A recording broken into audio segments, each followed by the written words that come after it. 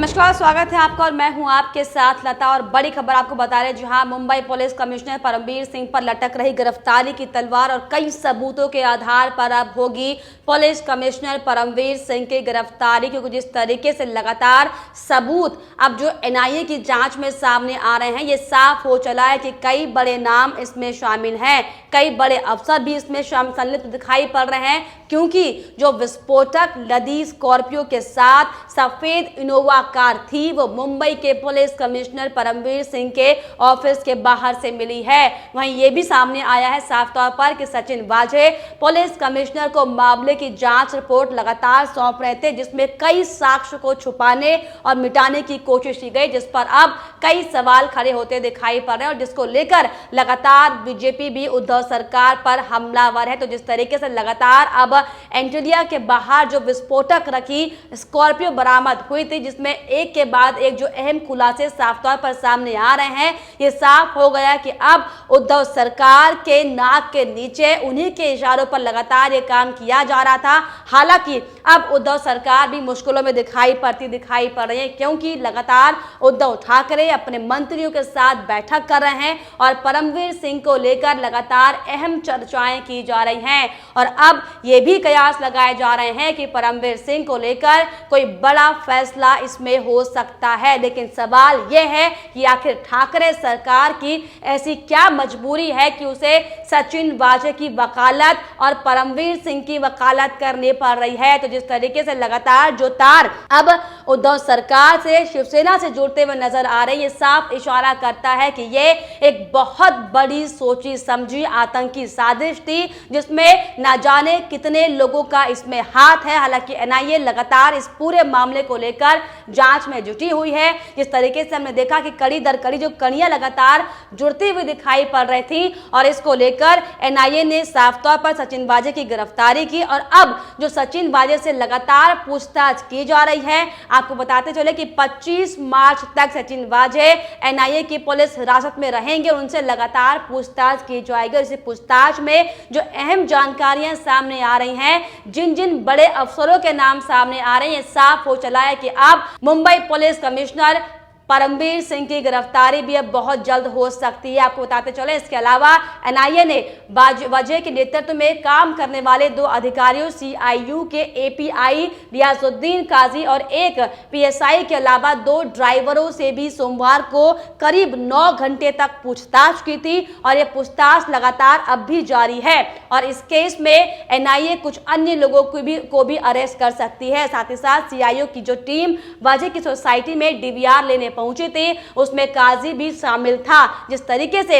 ये जानकारी लगातार मिल रही थी कि सचिन वाजे की टीम ने ठाणे के साकेत कॉम्प्लेक्स में लगे सीसीटीवी कैमरे का डीवीआर अपने कब्जे में ले लिया था। एनआईए की टीम ने उस डीवीआर को फिर से हासिल कर लिया है और अब रियाजुद्दीन काजी भी संदेह के घेरे में। तो देखिए कैसे इस पूरे मामले को लेकर जो कड़ी दर कड़ी अब जो अहम खुलासे साफ तौर पर हो रही है, साफ इशारा कर रहे हैं कि किसी की सोची समझी ये साजिश है। और फिलहाल लगातार एनआईए पूरी जांच में जुटी हुई है। और जिस तरीके से परमवीर सिंह पर पहले भी आपको बताते चले कि कई आरोप लग चुके हैं, फिर चाहे वो मामला सुशांत केस से जुड़ा हुआ हो या फिर मामला अर्नब गोस्वामी के खिलाफ झूठी टीआरपी केस का हो। और यही नहीं, 2008 में हुए मालेगांव ब्लास्ट में भी प्रज्ञा ठाकुर ने परमवीर पर कई आरोप लगाए थे और उस वक्त परमवीर एटीएस के अधिकारी थे। जो जिस तरीके से एक के बाद एक जो परमवीर सिंह की जो तमाम जो कड़ियां अब खुल रही हैं, जिस तरीके से दिखाई पड़ रहा है कि परमवीर का जो पिछला पुराना रिकॉर्ड है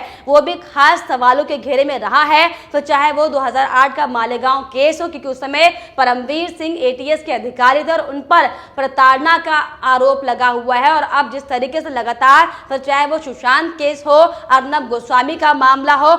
और अब जब मनसुख हिरेन की जो लाश वहां पर मिली थी नदी के पास, उसको लेकर किस तरीके से पुलिस कमिश्नर ने, पुलिस की ओर से कैसे ये कहा गया था कि वो आत्महत्या है। हालांकि जब मनसुख हिरेन की पत्नी ने दबाव बनाया ज्यादा, उन्होंने कहा कि मेरे पति को मारा गया है क्योंकि मेरे पति की मौत डूबने से नहीं हो सकती, क्योंकि वो बहुत ज्यादा बेहतर तैराक थे। तो जिसके बाद अब लगातार एक के बाद एक जो सवाल खड़े हो रहे पुलिस कमिश्नर के खिलाफ, उद्धव सरकार के खिलाफ, अनिल देशमुख के खिलाफ अब ये सवाल खड़े हो रहे हैं कि आखिर ये जांच जिस तरीके से लगातार चल रही है और जो अहम खुलासे इसको लेकर होते जा रहे हैं, इस पर आखिर किसका हाथ है और किसके समर्थन में आकर, किसके सानिध्य में आकर ये पूरा परपंच रचा गया था। आपको बताते चले, जिस तरीके से अंबानी के घर के बाहर जो विस्फोटक को लेकर जो लगातार मामला तूल पकड़ता जा रहा है और एक के बाद जो एक अहम खुलासे सामने आ रहे हैं, जिसके तार आपको बता दें कि सीधे चाइना से भी जुड़ते हुए दिखाई पड़ रहे हैं, क्योंकि जिस तरीके से मुकेश अंबानी भारत में 5G लाने की तैयारी में थे और इससे चीन लगातार बौखलाहट में दिखाई पड़ रहा था और जिसको लेकर लगातार भारत को कमजोर करने की चीन कोशिश कर रहा था और अब हमारे देश की पार्टियों को मोहरा बनाकर देश को तोड़ने की लगातार कोशिश की जा रही है, जिसका बड़ा उदाहरण एंटीलिया के बाहर देखने को मिला, जहां मुंबई के जाने माने अफसर और ताकतवर लोग इस पूरे मामले में संलिप्त नजर आ रहे हैं, जिसको लेकर सीधे ये समझा जा सकता है कि उद्धव सरकार कुछ देश विरोधी ताकतों के साथ मिलकर सिर्फ और सिर्फ देश में आतंकवाद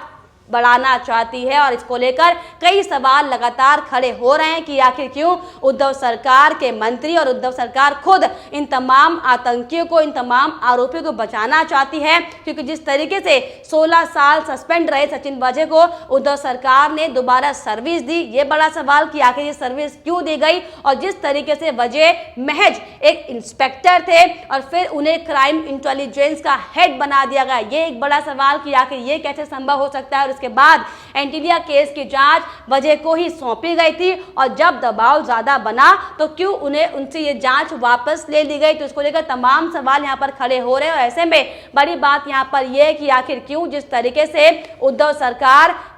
किसकी आड़ में मिलकर लगातार इस तरीके से जो अपना षड्यंत्र रच रही है, इसको लेकर कई सवाल लगातार खड़े हो रहे हैं और अब लोग तमाम तरीके की बातें भी करते हुए नजर आ रहे हैं। क्योंकि जिस तरीके से हमने देखा था कि कैसे सचिन वाजे ने पिछले दिनों अपने फोन से एक व्हाट्सएप स्टेटस शेयर किया था, जिसमें उन्होंने साफ तौर पर यह बात कही थी कि अब दुनिया से अलविदा कहने का वक्त आ गया है, जिसको लेकर अब तमाम तरीके के सवाल खड़े हो रहे हैं। क्योंकि अब सचिन वाजे की अगर मौत होती है तो उसे उद्धव सरकार और पुलिस महकमा इसे आत्महत्या बता देगा, जिससे कई राज एक बार फिर से छुप जाएंगे और जिसको लेकर अब लोग लगातार ये मांग कर रहे हैं कि सचिन वाजे की सुरक्षा बढ़ाई जाए और उन्हें दिल्ली लेकर आया जाए, जिसको लेकर सोशल मीडिया पर लोग अपनी बात कहते हुए साफ तौर पर लिख रहे हैं कि सचिन वाजे को दिल्ली लेकर आओ, नहीं तो इसकी जान को खतरा हो सकता है। सचिन वाजे जिस तरीके से बहुत बड़ी साजिश का मोहरा है और अभी तो इसने बड़े बड़े खुलासे करने हैं, तो लगातार जिस तरीके से लोग साफ तौर पर ये कहते हुए दिखाई पड़ रहे हैं, ये देश बहुत बहुत बुरे दौर से गुजर रहा है, जहां सुशील कुमार शिंदे जब गृह मंत्री थे तब हिंदू आतंकवाद की थ्योरी रची गई थी और अब उसी से जुड़े ये अफसर लगातार इस तरीके से काम करते हुए दिखाई पड़ रहे हैं। तो साफ तौर पर जो पूरा प्रकरण था कैसे 25 फरवरी को शुरू हुआ था, जब एंटीलिया के बाहर एक स्कॉर्पियो में आतंकी